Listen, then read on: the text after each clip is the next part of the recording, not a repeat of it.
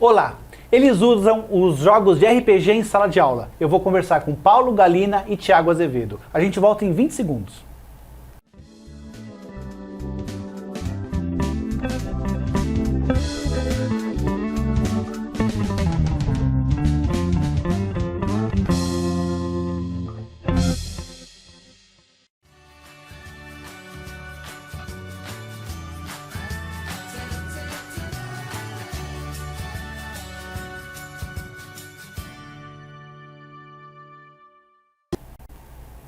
Olá, seja bem-vindo ao Em Contexto, um programa que traz semanalmente entrevistas sobre cultura e entretenimento de literatura, quadrinhos, cinema, TV e cultura pop.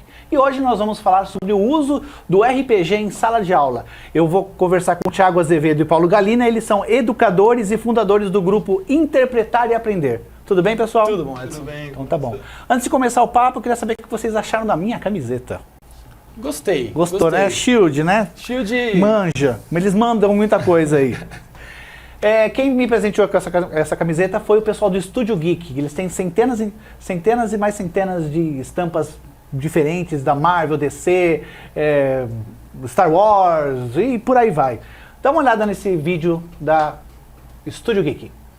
O Estúdio Geek é um conceito de qualidade em produtos nerds. Todos os itens vendidos em suas lojas físicas e em sua loja virtual são criados em parceria com grandes marcas e estúdios internacionais. O resultado são produtos de alto padrão licenciados oficialmente.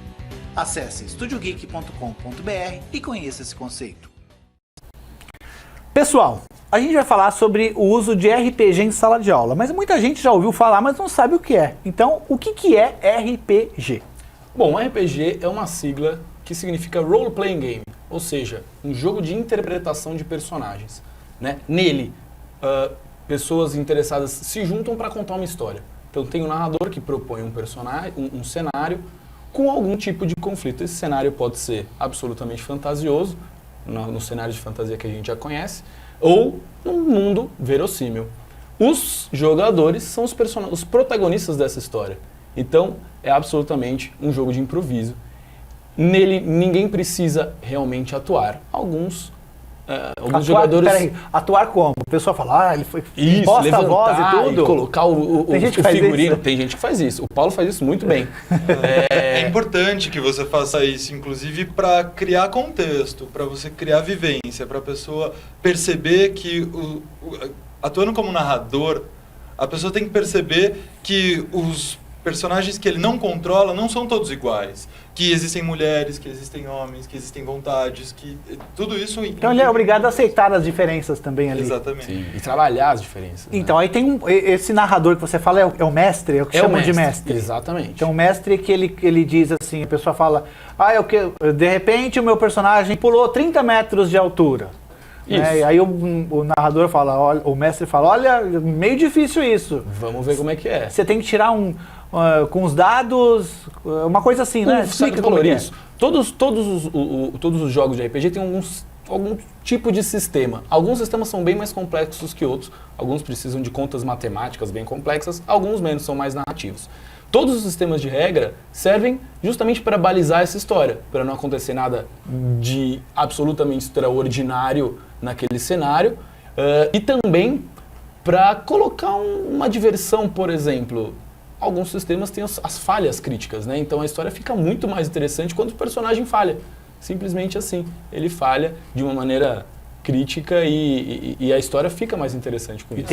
E tem Oi. O sistema tende a agir como uma mediação entre a vontade do jogador e a vontade do mestre, entendeu? Você quer pular 30 metros, mas no universo que o mestre criou, um personagem não pularia normalmente. Aí que vai decidir é o dado, é o que é mais arbitrário por possível. exemplo, o mais difícil, de um dado de 64 lados, você tem que ter 64 lados, sei lá como que é, pontuação. 20. Você tem que ter de 20 para cima, umas coisas assim, que senão você não consegue. Exatamente, tem uma base de perícias que você já vai ter escolhido para o seu personagem somado ao dado, isso tem que superar uma dificuldade. Essa base de perícia está na ficha de personagem, que ela não pode ser absolutamente completa, porque senão seu personagem sabe fazer tudo muito bem e a história fica sem graça. Então, você tem alguns pontos para distribuir nessa ficha e seu personagem vai ter uma ou outra característica que ele se dá melhor. E os jogos de RPG, eles são jogos, tem alguns que são de tabuleiro, outros são de fichas. Alguns usam tabuleiro, né? Todos eles usam algum sistema de regra,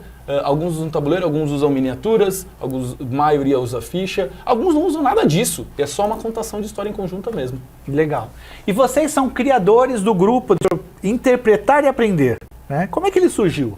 Isso, a gente fez faculdade junto, de história, somos Na USP, historiadores, isso.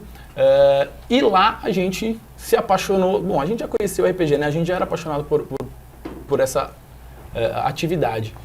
E lá a gente teve a ideia de trazer isso para a educação, né? De usar na educação toda essa narrativa muito rica que o RPG tem. Tem também uma vontade aí de fazer diferente. Quando a gente foi para o ensino superior, nós fomos pensando em ser professores também. E tudo que ensinaram para a gente era o que a gente já tinha vivido, que a gente já tinha visto. Os métodos pareciam não dar conta de uma geração que estava por vir. Então, como um complemento, não como uma sobreposição ou tomar o lugar do ensino formal.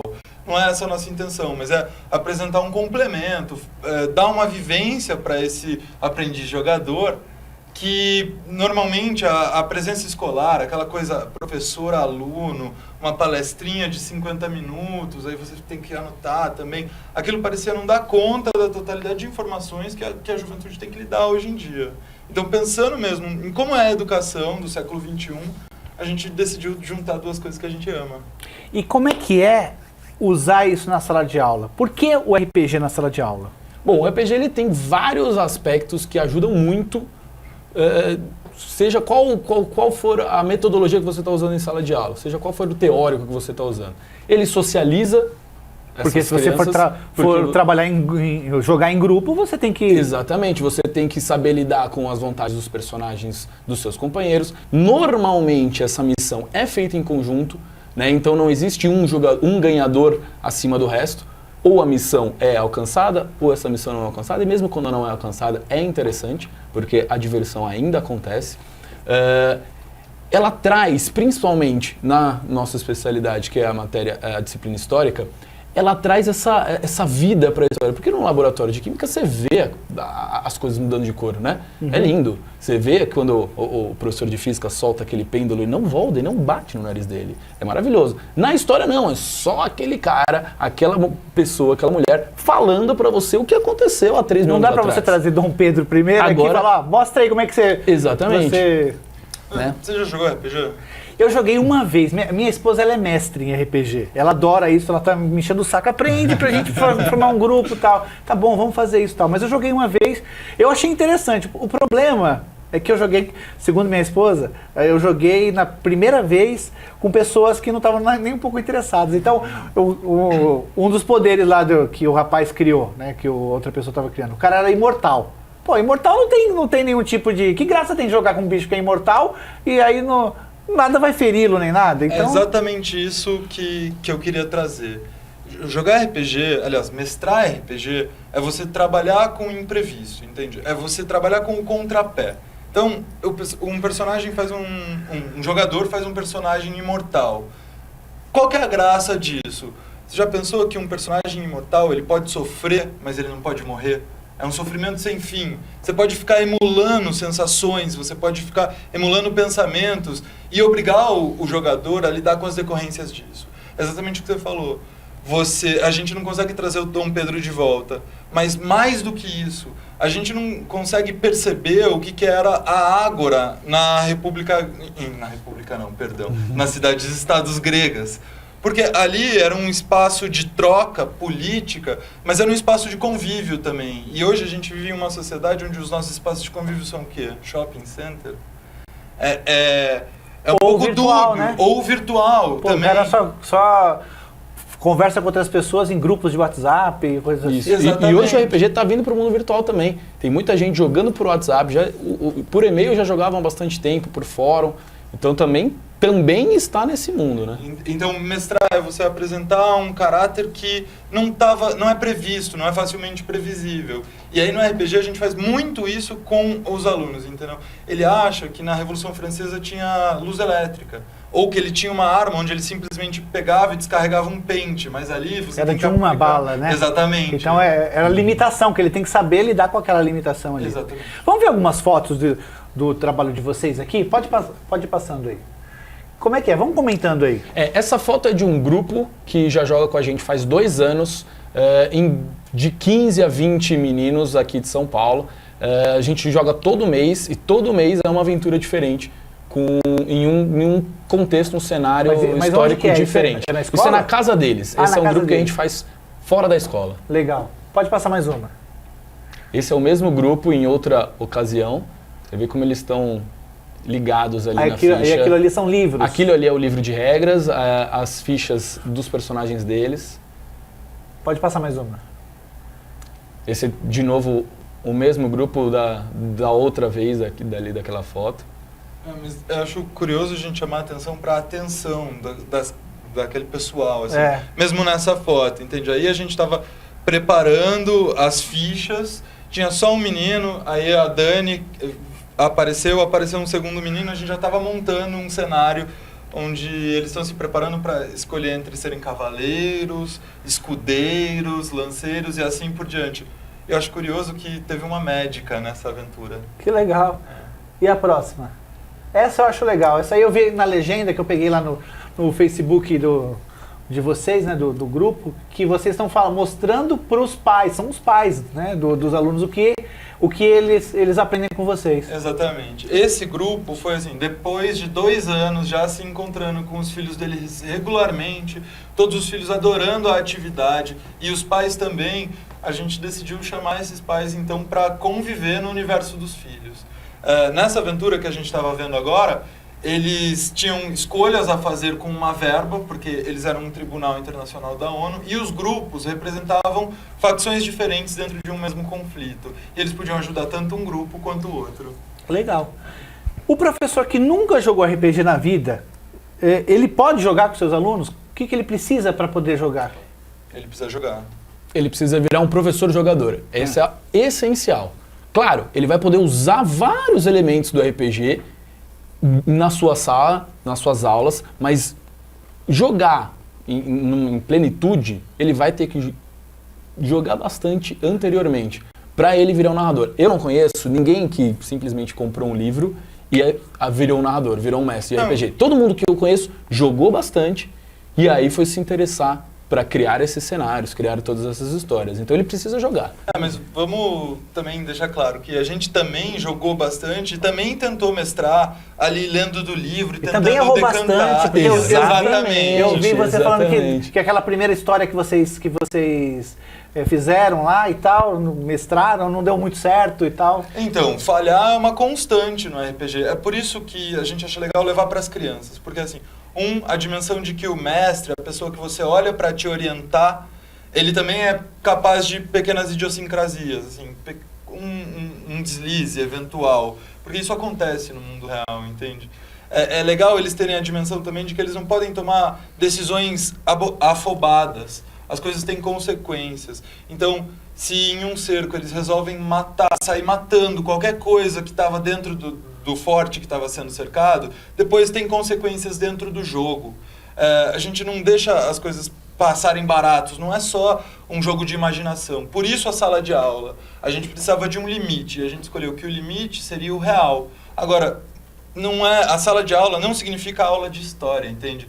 A gente está preparando uma aventura agora que a gente está trabalhando com um físico para tentar explicar o que é a ebulição pelas moléculas. Tá vendo? Aí tem o gameplay é muito importante. E nessa parte dá para falar que esse professor que nunca jogou, é importante que ele conheça outros jogos. Então, o virtual está ganhando muita força. Vai lá, conhece o Dark Souls, conhece o Dragon Age, todos os títulos que você acha bacana, que pode te dar repertório. Porque você precisa ter repertório de como contar histórias. Você usou um exemplo aí, tem consequências. Sai matando todo mundo no castelo ali fora, tal. Como vocês trabalham essa questão de violência? Tá. Os jogos. Assim, a gente trabalha com muito cuidado, porém, a violência é muito presente na vida dos jogadores aprendizes. Ele vai pro videogame e ali você tem uma violência extremamente estilizada e tratada de maneira interessante. Então isso parte muito deles também. Quando nós os colocamos em situações violentas, a gente sempre faz eles pensarem a respeito da violência. Por que daquilo? Por que daquilo? Então, para dar o exemplo das consequências, um exemplo bem prático. Esse aí, teve um grupo de jogadores que invadiu um castelo e eu que estava mestrando. E eles invadiram e eles falaram que eles iam matar todo mundo. Quando eles se encontraram com um grupo de mulheres, eu falei assim, olha, é um grupo de mulheres e elas estão desarmadas. Eles falaram, a gente não se importa com isso. No turno, tua vida não é um aspecto só dela. Um soldado não é só um soldado, ele também tem uma vivência social. No turno seguinte, quando eles saíram do castelo e foram se encontrar com o resto do exército, ninguém queria ficar perto deles. Eles cometeram uma atrocidade, eles eram reconhecidos por isso. Entende? As coisas têm consequências. E a gente tem que trazer essa consequência para o mundo real, para a vida deles. Assim, entrar num castelo não é só entrar num castelo, é vencer uma parede que é impenetrável para sua espada. Tem demandas estratégicas, entende? É um símbolo muito importante, né? E um exemplo que eu queria dar, porque eu acho bem legal, o que a gente fez foi também o da Primeira Guerra Mundial, onde nós colocamos as crianças dentro de uma aventura na Primeira Guerra Mundial e elas eram derrotadas. Eles só tinham que completar a missão, mas aquela batalha era perdida. Eles não tinham como ganhar. Que se passa justamente na primeira batalha da Primeira Guerra Mundial, onde os alemães invadem a Bélgica e os ingleses precisam defender a cidade de Mons. É importante também você trabalhar isso com os jogadores aprendizes. Trabalhar a ideia de vitória, derrota, relativizar esses conceitos que mais e mais são tratados como absolutos. Legal. A gente vai continuar conversando, mas antes eu quero deixar um recadinho pro pessoal de casa. Se você escreve contos, crônicas ou poemas, você precisa participar das coletâneas literárias da Andrus Editora. Acesse www.andrus.com.br e envie seus textos. A gente recebeu alguns livros pelo correio para a Galeria do Em Contexto. Eu queria que vocês dessem uma olhadinha nesses títulos. Pode soltar.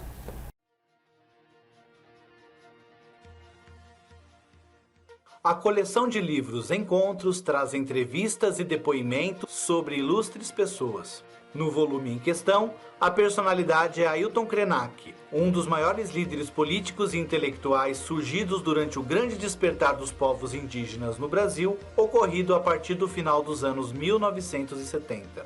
A publicação é da Azul Editorial e a organização de textos é de Sérgio Com. No livro De Rapina, o escritor Piero Eiben realiza um desguarnecimento das fronteiras entre teoria e poesia, buscando uma justa medida qualquer que só a singularidade dos escritos pode nos mostrar. A publicação é da editora Horizonte. Em Achás, no Sítio da Banana Verde, o personagem título nem imagina que, numa visita divertida ao sítio de sua avó, vai conhecer um superalimento, a biomassa de banana verde. Com seus poderes incomparáveis, ela mostrará ao garoto uma vida bem saudável e cheia de energia. O livro ainda conta com deliciosas receitas que qualquer criança pode fazer. As ilustrações são de Romont Willi e a publicação é da editora Viajante do Tempo. No livro Vó Leninha em O Aniversário de Isabela, a bondosa velhinha organiza a festa surpresa de sua neta, com bolo, brigadeiro, milkshake e todas as delícias que fazem parte dessa festa. No final do livro, há 16 deliciosas receitas naturais que não levam lactose, glúten e nem soja.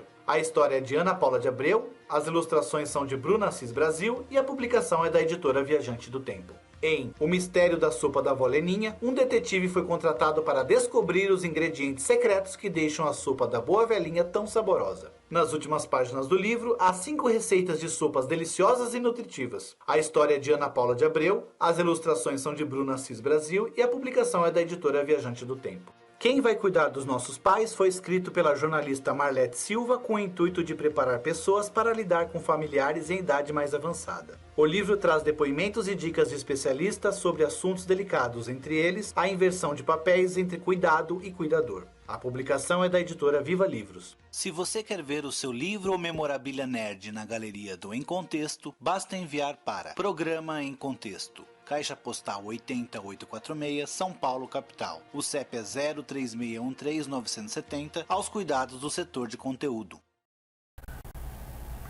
Geralmente a gente imagina em volta de uma mesa de RPG assim, muito daqueles meninos tal, meninos ou até uns homens tal, mais velhos, que já foram meninos um dia, mas muitas vezes as pessoas não têm ideia de que mulheres gostam disso. Como é que vocês trabalham a questão do gênero aí?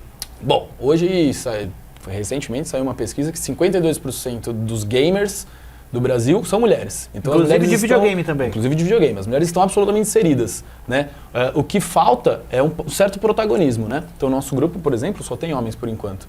Nós até queremos que as meninas comecem cada vez mais a mestrar com a gente. Desculpa te cortar, só para complementar. O grupo de vocês, ele é específico do colégio onde vocês dão aula ou é aberto? É aberto, né? Nós já fizemos atividades em vários colégios, dentro e fora de sala de aula, né?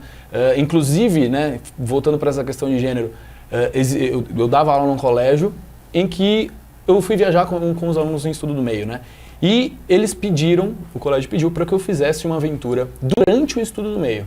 Você imagina, né? Eu tentando competir com piscina, quadra, campo de futebol, mas a gente conseguiu meia horinha, pelo menos, uma horinha de cada um para mestrar. Essa atividade, essa aventura se passou no Espaço Sideral.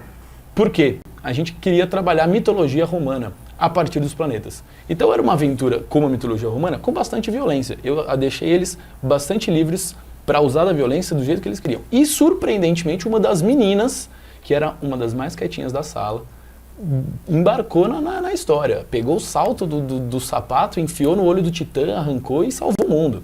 Então, super legal, né? As meninas, elas, quando são expostas a essas atividades, respondem muito bem. Muito bem. Tem um preconceito, talvez, que espera que sejam homens. E também tem uma certa dinâmica, assim, sabe? Um bando de moleque ao redor de uma mesa é muito diferente de um bando de moleque com uma menina. Isso é um estatuto social que talvez pudesse ser mudado. A gente vem trabalhando mais e mais. Eu acho sempre muito legal jogar com meninas. No último evento que eu fiz como mestre pelo grupo Interpretar e Aprender na Geek House, tinham duas meninas dentro do grupo ali que ninguém nunca tinha jogado. Todas as crianças vieram para aprender. Uma delas foi a médica que eu falei, a outra foi uma cavaleira, e eu achei incrível, principalmente porque elas entraram muito mais que os meninos. Assim. Os meninos estavam preocupados em achar batalhas, vencer inimigos, criar antagonistas, e as meninas estavam ali entrando no espírito do jogo, elas estavam pensando, sei lá, tentando pensar o que seria uma médica no século XV e que por aí legal. vai. Existe machismo em tudo quanto é lugar, né? A gente é obrigado a falar aqui também. Uma amiga minha que ela já é adulta, não é criança, deve ter uns 30 anos, ela joga RPG e inevitavelmente acontecia de colocar o personagem, o cara fala assim, o meu personagem então vai e agarra você, algumas coisas nesse sentido. Exatamente. É muito ruim isso. Com os jovens eu acho que realmente não acontece esse tipo de coisa, porque os jovens eles são mais ligados à própria aventura, não tá também com essa coisa tão aflorada, essa coisa de machismo e tal assim. Mesmo assim, vocês enxergam esse tipo de coisa? Vocês tomam algum tipo de cuidado? Como que é? A gente toma cuidado sim, né? A gente tenta, justamente essa aventura do Paulo foi importante porque não existe uma amazona, uma cavaleira na Idade Média. Simplesmente não existe. Mas a gente permitiu que essa menina fizesse isso, fizesse um personagem desse tipo. Por quê? A gente não acha que vale a pena viver numa sociedade que a gente fala, não, você não pode ser o que você quiser. Não, aqui no RPG você pode ser o que você quiser e vamos trabalhar em cima disso, né? É claro que durante a aventura os personagens olhavam com certo desdém para aquela mulher em armadura, mas ela estava no lugar de protagonista. Então a gente tenta trabalhar todas essas questões, né? É muito importante pra gente. E também tem uma prerrogativa, talvez, que é assim, você não deixa avançar, entendeu? Quando um jogador tem algum tipo de avanço, quando um personagem tem algum tipo de avanço sobre uma personagem feminina, não importa quem está controlando, a personagem é feminina. Tem que ter um respeito, o mestre tem que falar, isso não é certo. Toda a história tem seu caráter moralizante. Alguns caráteres fazem a gente pensar, outros dão um limite, falam, isso não é aceitável. Como é o planejamento de uma aula de RPG, com o uso do RPG? Bom, Aí depende de quantos alunos, quantas crianças vão jogar. Quando a gente fala de criança, a gente não falou idade aqui até agora, né? O RPG é ideal no Fundamental 2, né? Nas séries do 6º ao 9º ano. Que tem que idade? Isso. De 11 Eu ainda sou da época do ensino médio, sabe? O ensino médio também tem muito projeto, é muito interessante. De que idade, perdão? O Fundamental 2 é de 11 a 14, 12 a 15. A gente trabalha com crianças a partir de 11 anos até 45. Até 45, com 50, a gente joga, né? Então depende da quantidade desses aprendizes jogadores, depende de quanto tempo o professor tem disponível, isso é muito importante. Depende do que o professor quer passar, de quais conteúdos ele quer trabalhar, né? Porque não dá pra gente trabalhar tudo com RPG. Essa premissa é simplesmente inválida, né? A gente tem que selecionar alguns pontos e trabalhar esses pontos. No nosso planejamento, nós pensamos em aventuras de mais ou menos 3 horas, né? Essas aventuras, elas são feitas em 3 cenas, como se fossem 3 episódios de uma série. Então essas cenas... Há intervalos, não? Mas Por não vezes precisa ter. Então, às vezes passaram-se 20 anos, às vezes passaram-se 5 Não, o intervalo, sim, mas o intervalo pro pessoal é o banheiro. Esse sim, é por isso que a gente faz em 3 cenas. Então dá pro professor encurtar um pouquinho e fazer em uma aula, né? Se ele tiver uma aula só no fim do bimestre, faz uma aula. Se ele tiver mais aulas disponíveis, legal, faz mais cenas naquela história. O que precisa tá bem claro que história que a gente vai contar, né? Claro que essas histórias vão variar de aluno para aluno, né? Mas precisa dar essa planejada só na história. Eu acho que contar uma história é sempre tomar uma decisão. Então, a gente precisa preparar uma aula, é exatamente isso que o Gu estava falando, hierarquizar temas, entende? Se eu quero trabalhar com a história da Grécia, eu preciso escolher que tema dentro da história da Grécia. Por quê? Meu jogador aprendiz, ele vive hoje em dia. Ele pensa que nem um moleque que nasceu na época que a internet já existia. Ele não consegue fazer tanto link. Então, você precisa ter um foco muito claro do que você quer que ele perceba daquele mundo. E esses jovens, desculpa cortar você, Claro. Alguns acabam estudando um pouco da história justamente para chegar no momento do jogo. Não, você não está entendendo. Tem gente que estuda a história para, enquanto a gente está jogando, o moleque refuta o que eu estou falando. Legal, Isso já aconteceu com todos nós. Sim. Então, também tem que ter esse traquejo de saber por que justificar para ele. Porque, assim, eu não posso virar para um moleque que estudou e sabe que o Júlio César passou o Rubicão e eu falar para ele que o Júlio César não passou. Ele falou, não, mas passou, eu sei que passou, foi assim que a tirania começou. E eu vou falar o quê para ele? O livro de história dele tá lá, então eu preciso tratar isso numa relação, entende? Num diálogo mesmo, num bate-papo. E eles são muito abertos a esse tipo de anacronismo, a alteração da história como um todo. É bem legal trabalhar nesse lugar cinza que destaca um aspecto daquela sociedade. E esses anacronismos são um medo muito grande que o professor, principalmente de história, tem, né? Tem muitos professores aí que reclamam, mas os jogos de videogame estragam o que eu ensinei. Né? É claro que os jogos de videogames estragam a parte da história que a gente ensinou, porque eles precisam romancear, senão não vai ser vendável, não vai ser entretenimento.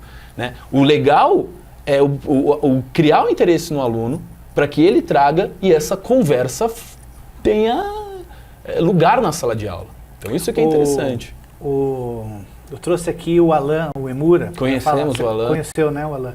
Para falar, é uma temática um pouco parecida com essa aqui. A gente falou sobre o entretenimento no geral, né, na sala de aula, né? E aí ele falou que ele usa muito, para ensinar história também, o jogo de videogame Assassin's Creed. Exatamente. Porque mostra um pouco da Renascença e tal, então o aluno acaba entendendo mais aquilo por conta então a ideia é uma tática de guerrilha mesmo. Não é o videogame que vai deturpar a realidade, é a gente que vai deturpar o videogame. Legal. Bom, a gente está no finalzinho. Tem uma última pergunta aqui. A gente viu ali uns pais que foram lá conhecer, né? Como é que os pais encaram isso? Como é isso? Como é o diálogo de vocês com os pais? Quando o pai chega para vocês e fala, olha, eu notei que meu filho, sei lá, tá mais sociável, eu não sei, como que é? Os pais, antes de conhecer, antes de tomar contato, antes que os filhos comecem as atividades, eles têm um pouco de receio ainda, porque eles ainda acham que é uma coisa meio maluca, né? Como que os pais, depois dos filhos jogarem, falam, como é que você consegue fazer com que o meu filho fique 5 horas fazendo a mesma coisa? Ele não fica 5 horas fazendo nada. E aí com vocês ele fica fazendo 5 horas a mesma coisa. Então eles não conseguem entender. Por isso que a gente está querendo cada vez mais trazer os pais também para aproximar os pais da educação dos filhos, né? Porque precisa. Acho que a gente perdeu um pouco isso nas últimas décadas. Os pais se distanciaram um pouco e precisam estar mais junto, né? Da educação dos filhos. E acho que é isso. Eu talvez iria um pouco mais longe, pensando que a educação não é um produto, entende? Não é assim, você vem na minha sala de aula, eu te ensino essa fórmula, você leva ela para casa e aplica no mundo e tudo é maravilhoso. Não é bem assim que as coisas acontecem. Então, essa avaliação que a gente está tentando, a gente está se esforçando muito para pensar isso, e por isso que o Thiago fala tanto dos pais, essa avaliação vai ser feita por pessoas que estão prestando atenção. O professor vai estar, mas o professor tem outros 20 alunos para prestar atenção. Só o professor não vai identificar alguma alteração sutil na vida de uma criança. O pai tem que prestar atenção junto.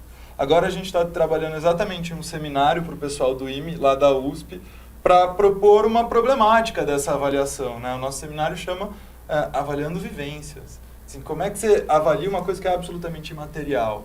Esse é o novo desafio do Grupo Interpretar e Aprender. Legal. A gente vai colocar os contatos de vocês aqui. Se alguém quiser jogar, pode jogar com vocês ou não? Pode jogar, entre em contato com a gente que a gente Coloca os combina. contatos deles aqui na tela, por favor. Facebook, Interpretar e Aprender. Tá, Isso. Para quem quiser conhecer o RPG, a cada 15 dias mais ou menos, na Geek House, que é uma loja ali perto da Paulista, o Covil do RPG, que é um grupo de Fortaleza e criou uma célula agora aqui em São Paulo. Um conglomerado internacional de RPGistas. Eles estão organizando eventos com várias mesas de RPG e nós estamos participando também. Então pode trazer as crianças que a gente vai estar lá para jogar. Beleza. E tem o site também, que é como que é? Do nosso blog, Grupo Interpretar e Aprender.blogspot.com.br. Lá tem bastante textos, alguns um pouquinho mais profundos. Tá, vocês escrevem também matérias, é isso? Isso, sobre isso. o assunto? Então no blog Tá lá aqui. no blog, tem bastante, então legal, né? bastante Então, o material. pessoal sai daqui da entrevista e vai direto lá pro blog. Muito obrigado, gostei Obrigado, bastante Edson, do papo. foi um Paulo prazer. também gostei. Ótimo, obrigado mesmo, tá? E antes de me despedir de vocês, eu quero mandar beijos e abraços aqui para Elane Rodrigues, minha grande amiga, para minha professora da faculdade, professora Maria Cecília Lopes. Então, um beijo no coração. Para a minha cantora preferida, que é a Luana Gabriela, para a professora Mônica Cruz, para Karina Martins também, lá do Paraná, para o José Carlos Júnior, um especialista em mangá, para o Robson Oliveira, que é esposo da Mônica Cruz, tá? Meu amigo de infância, inclusive. Para o Fernando Melo também, meu amigo de infância, faz tempo que eu não vejo também. Para o grande escritor Luiz Eduardo Mata e para o Ronald Pereira de Oliveira. Um grande abraço para vocês. A gente pode mandar um abraço também? Pode. Eu queria mandar um abraço pro Daniel Aidar, que também é um fundador do Interpretar e Aprender. Agora ele está um pouco mais distante, mas ele criou o sistema de regras que a gente usa, parceiraço nosso, e para todos os colaboradores que já jogaram com a gente, né? Tá certo, então. Muito obrigado e obrigado para vocês aí de casa, obrigado pela audiência de vocês, espero vocês na semana que vem. Tchau!